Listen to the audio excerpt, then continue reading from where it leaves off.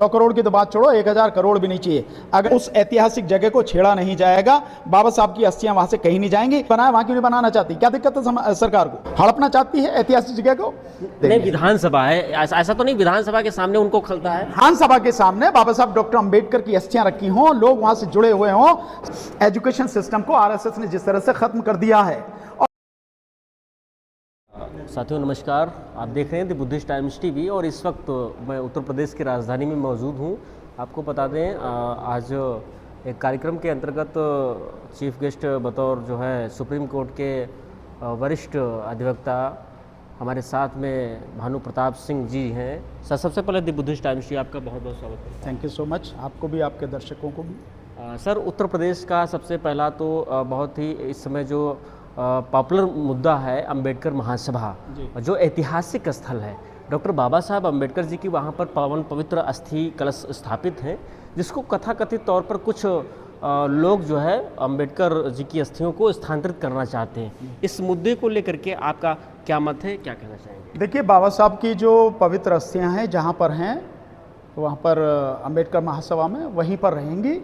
सरकार इन्हें हटाने का दुस्साहस ना करे, सोचे भी नहीं तो इसका ज़बरदस्त विरोध किया जाएगा और फिर सरकार इस विरोध को कैसे रोक पाएगी, मुझे तो समझ में नहीं आता। क्योंकि बाबा साहब के नाम पर केवल उत्तर प्रदेश के लोग नहीं, लखनऊ के लोग नहीं, पूरा देश ही आंदोलन करेगा। ये आंदोलन पूरे देश में होगा अगर बाबा साहब के सम्मान में कोई भी गुस्ताखी की गई या बाबा साहब की अस्थियों को हटाने का दुस्साहस सरकार द्वारा किया गया। माना सरकार गुंडागर्दी पर उतरी हुई है और उसकी गुंडागर्दी चल भी रही है, लेकिन हर जगह चलेगी। ये सरकार इस बेहोशी में न रहे, ये हर जगह गुंडागर्दी नहीं चलेगी। कम से कम बाबा साहब के सम्मान में तो नहीं होने देंगे, चाहे जो भी हो जाए।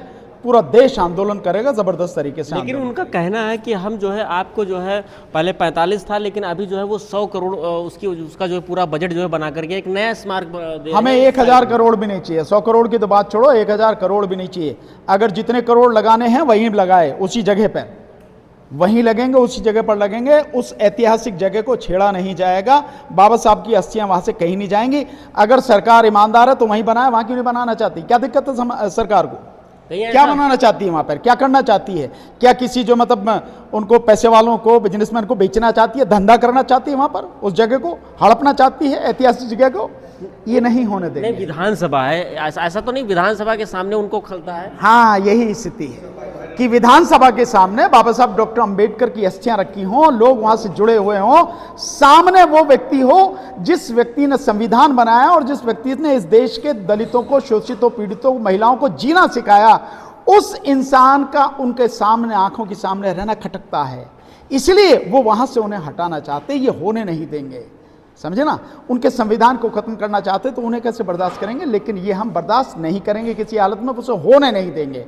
सरकार होश में रहे बिल्कुल भी। मैं इन्हीं शब्दों में बोल रहा हूँ। नौजवान लगातार कांग्रेस जनता पार्टी जो 7 दिनों के अंदर अपने 22 करोड़ जो है 22 मिलियन के जो है वहाँ पर लोगों के उनके फॉलोअर हो चुके हैं और अभी कल जो है उन्होंने एक बड़ा जनसैलाब जो है प्रदर्शन करने की कोशिश। उनका सिर्फ एक ही मुद्दा था कि जो धर्मेंद्र प्रधान है शिक्षा मंत्री, उनका इस्तीफा। क्या आपको लगता है सिर्फ धर्मेंद्र प्रधान के इस्तीफे से जो है क्या भारत वापस पुनः जो है? मैं पहले भी अपने वीडियो में ये बात कह चुका हूँ और उन्हें बाकायदा समझा चुका हूँ कि ये जो धर्मेंद्र प्रधान शिक्षा मंत्री या कोई भी मंत्री, ये मक्खी मच्छर जैसे हैं, कीड़े मकोड़े हैं, इनका कोई अस्तित्व नहीं है।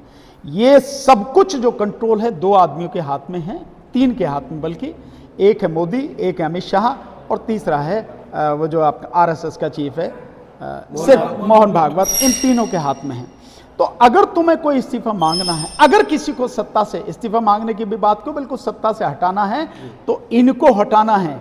इसके इस्तीफे मांग के क्या करोगे? अब कल किया तो जितने आपके फॉलोवर हैं कांग्रेस जनता पार्टी के, जितने इंस्टाग्राम पर फॉलोअर हैं और जितने लोगों ने ये पिटीशन फाइल की उसको हटाने की, उसका 1% लोग भी कल के प्रदर्शन में नहीं पहुंचे। तो आप किस आधार पर ये कह रहे हो? फिर भी जिस तरह से सरकार ने उसको फैसिलिटेट किया है, उसका आप भगत की है, बिना मांगे उसको परमिशन देने अधिकारी गए वहां पे, ले लो भैया, एयरपोर्ट पे उसे परमिशन दे दी बिना मांगे। फिर उसको जो है बिठा के लेके आए अपनी गाड़ी में, वहां लेके आए उसको जो जंतर मंतर पर। और वहां भी जो नजारा था वो नजारा हमने भी सब आंखों से देखा है जितना कहा जा रहा है, जितनी बताया जा रहा है वो नहीं है। रही बात इसकी, धर्मेंद्र प्रधान का इस्तीफा तो हो ही जाएगा।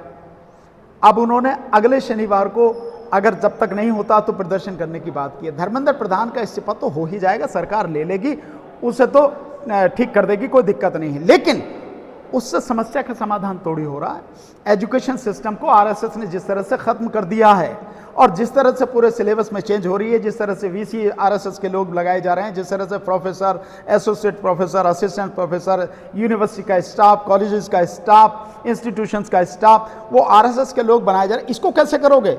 और ये करीब 15 से 20 लाख करोड़ की इंडस्ट्री है।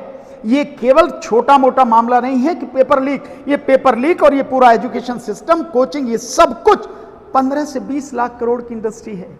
ये है जिनके कब्जे में। उसको कंट्रोल करने की कोशिश करो, उसको ठीक करने की कोशिश करो। इस जो कीड़े मकोड़े, इस चूहे का इस्तीफा मांगने से क्या होगा? नेपाल जैसी जो दशा है वो भारत में होने वाली है? मुझे नहीं लगता कि ऐसी होगी, और हो भी जाए तो भी क्या दिक्कत है? ऐसा कुछ है नहीं, मुझे लगता नहीं दूर दूर तक। लेकिन लोगों में गुस्सा है, इसमें कोई शक नहीं है। नौजवान गुस्से में, देश के लोग गुस्से में हैं।